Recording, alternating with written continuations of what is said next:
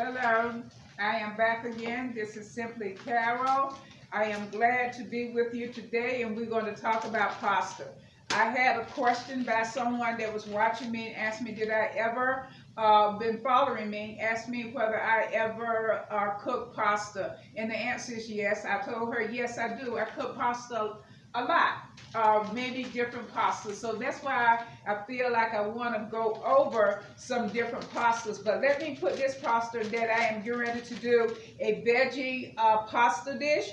And I am going to use this bronze die cut pasta number 15. And it is a hearty pasta. It's, let me see, it is a flat pasta and not a round pasta, but it's not as flat as other pastas that you may get. So let me put this into some water, some boiling water. It's been up there, and I am going to put just a little, because when I cook it, I need to just cook it just for one person, and I don't like too many leftovers. So let me put just a handful of this pasta. I am going to break it in half so that it won't be that long. I don't like for my pastas to be that long in length. So I am going to put it on, and it's going to take from 10 to 13 minutes to cook. So that'll give me time to be able to talk to you today about the different pastas. Okay, I just mentioned that I'm using this spaghetti pasta, which is the number 15 pasta, and I am using that. And I am going to talk a little bit about how people tend to make, and I know I was first introduced with pasta salads back in the 80s, and it was from someone that did a lot of luncheons with someone in New Jersey with Italian. So they brought that recipe home to my family, which we live in the South, and they brought it to my family, and they introduced it to us. And of course, they brought the pasta and everything with them, the type of pasta that we needed to use for the pasta salad, but the vegetables and everything was being local. So therefore, we knew that it used fettuccine noodles, but as people began to eat that pasta salad, and I shared it with other people, other individuals, I shared it with the person with the right type of pasta, but other people started migrating into it and started using spaghetti. And spaghetti is not a good pasta to use with a pasta salad, especially a lot of vegetables, because vegetables are heavy and they tends to hold body. So therefore you need a pasta that also has a that holds, be able to handle that type of body. And I have eaten some of the pasta, tried to eat some of the pasta salad that people was making with spaghetti, and it was just all messy, because vegetables, heavy vegetables, up top of very thin spaghetti are not, noodles are not good. So we somehow need to, and I know I need to, learn what type of pastas is good with what type of meats, what type of vegetables, and how we want to serve it up. So saying all of that, this is a fettuccine noodle as well.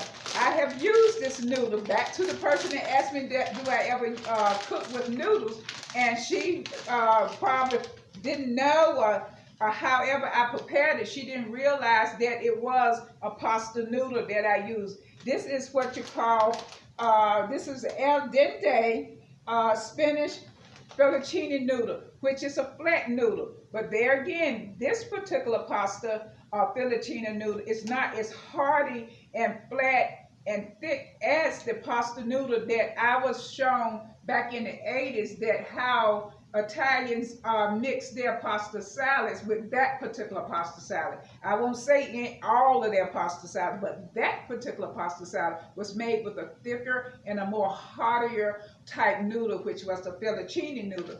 Okay, I used this when I did do it on my presentation with you. It was did with seafood. It was mussels and shrimp and other type vegetables, but they was not that thick, heavy, weigh me down type vegetables. Another type of pasta you may have tried, and I know I have tried it, and I tend to love it. It's a penne pasta. A penne pasta, and this particular one is a red lentil penne pasta. This again is good. I have used it with sauces. I have used it with meat. Never seafood, but I know that it probably can be used with seafood if we put it in the right way. This, all of this came out of my house. This is not a shopping, as people call it, a shopping haul. These are all noodles that I went through my cabinet and through my pantry and started pulling out all the different types of noodles that I do have in my pantry. Okay, this is another noodle, and I remember serving this at a church that we had some type of a meeting, and I had mixed this up in a type of a light pasta salad, and people did not really, they loved it, but I never forget the young man asked me, where can I find that big rice? Okay, it's not rice, this box is not open, but it's orzo pasta. And yes, I guess you could say that it looked like rice, but it's a pasta and not a grain. Here's another pasta. We tend not to know exactly what it is. Just a minute.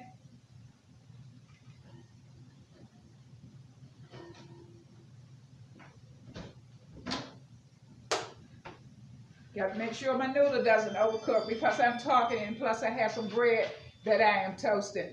Okay, couscous. Couscous is another type pasta. I love couscous. And this is more like a pearl type couscous here. It's a more larger type. It's more like a pearl. And so I buy this from the Near East, which is roasted garlic and olive oil. I love that. You can eat something like that if you desire alone, or you can eat it with your meat as a side. Here's another one that I use a lot. Mediterranean couscous. That has a lot of hearty flavor, and I love it. And yes, I think that you will love it too, and give that a try. This, of course, is another penne noodle. This is a penne pasta, and it's whole grain. And let me say this while I'm talking, that we tends to pull away from pastas for different reasons because of the carbohydrates and everything. But pastas, if used in a low, the proper amount that we eat, the proper amount, if we have the proper serving, and if we eat the right type of pasta cooked in a healthier way, that it is low, it's considered as a low glycemic food. So therefore, you can eat it will not harm you when it comes to your blood glucose levels, especially if you eat it in the proper way and eat your right portions amount. It will not cause your blood sugar to rise. Another pasta I had in there is a ziti. Ziti is another pasta. It's more like, we would consider it back in the days like a macaroni. Okay, but it's a ziti. It's much more thicker than a macaroni. And we tend to use it with vegetables. It can handle those vegetables. It can handle those heavy sauces. It can handle all of that bacon and those cheese sauces and everything. Penne is another good one. Good with seafood as well.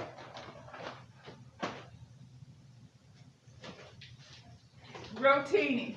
This is something that I have went on and put in the box because the top wouldn't seal back. This is not a name brand, but it is another pasta that I use. It's rotini noodles. Rotini noodles, there again, it's a cork-shaped, a sparrow-shaped noodle. And so, therefore, it can hold sauces as well, and it's good for that meat sauce or whatever, okay?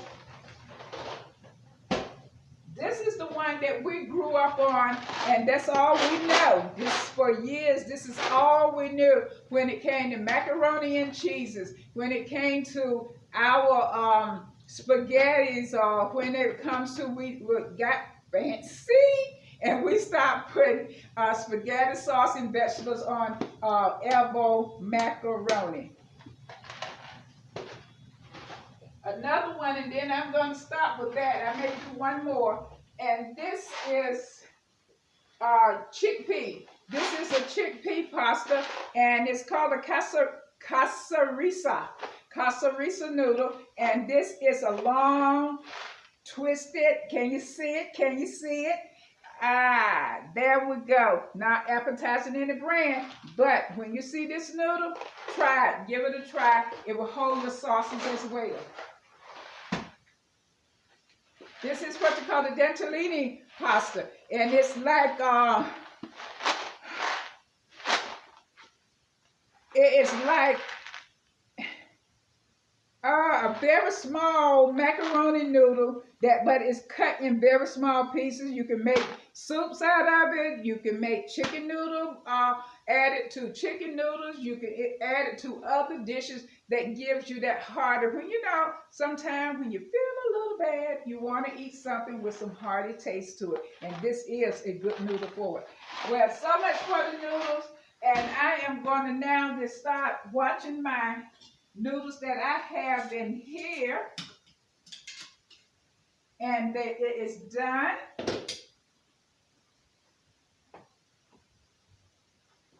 And let me find something to strain it.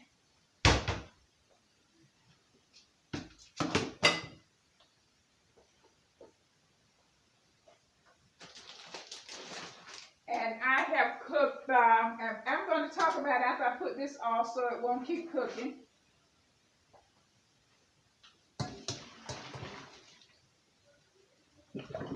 Okay, so I'm just going to cook just a little. Let me run some water on it so it will stop cooking. Because do you know that once you take it out of the water, run a little cold water on it and help slow down the cooking process, because noodles will keep right on cooking and you don't want it to overcook.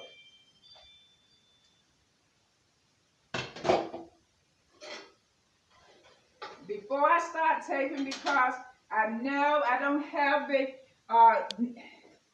this is what, these are vegetables that I had in the refrigerator that I needed to get cooked and get rid of. What you're going to find is squash, green squash, yellow squash, asparagus, tomatoes, red pepper, green pepper, orange, sweet pepper, and other diced tomatoes. That's what you're going to find in this dish. And I season it with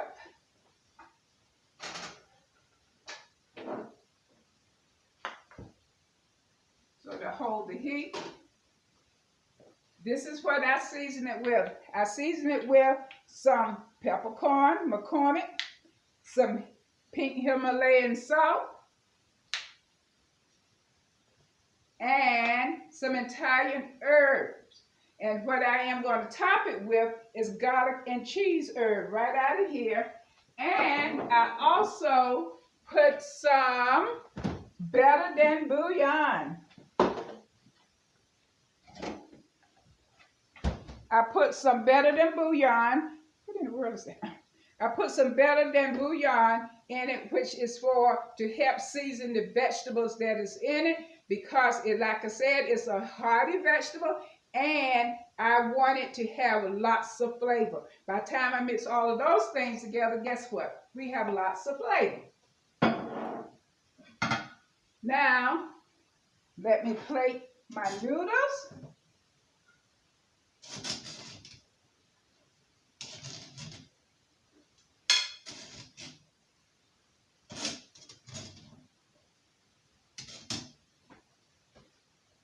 Just for one serving.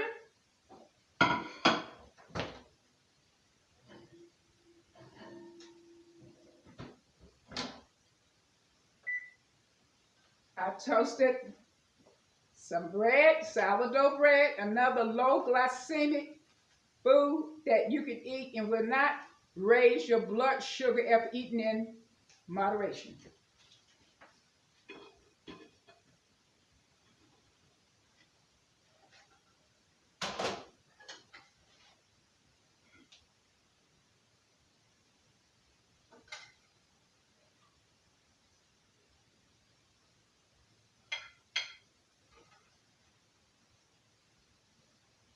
You can load it down with lots of vegetables.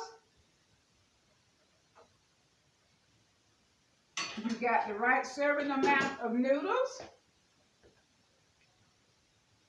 Now let me sprinkle some garlic and cheese on it.